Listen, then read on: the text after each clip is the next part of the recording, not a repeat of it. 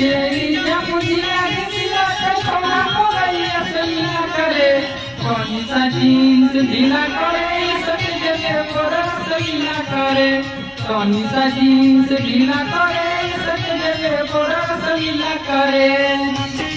जमुनिया ढीला तो छोड़ा हो गई असलिया करे नाचे जमुनिया ढीला तो छोड़ा हो गई असलिया करे कौन सा जीन्स ढीला करे सब जगह पूरा असलिया करे कौन सा जीन्स ढीला करे सब जगह पूरा असलिया करे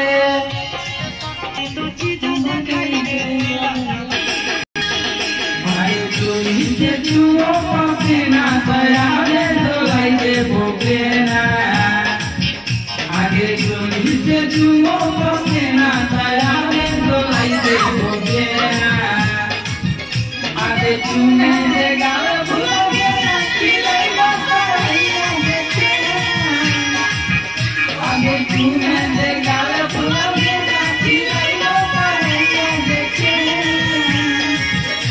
आगे चोरी से चुओ पसीना तैयारे धोलाई दे बोकेना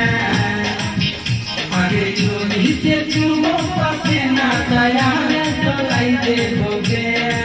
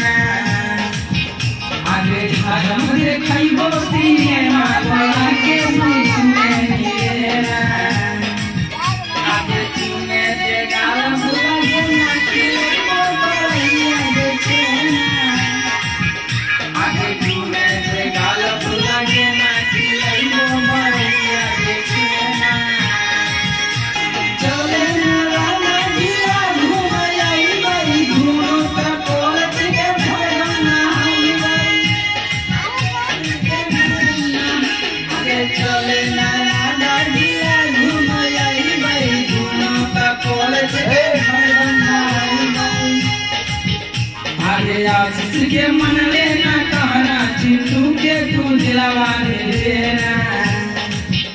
आगे नंदन के मन लेना कहना चिंटू के तू दिलवा देना आगे तू दे गाल भुला देना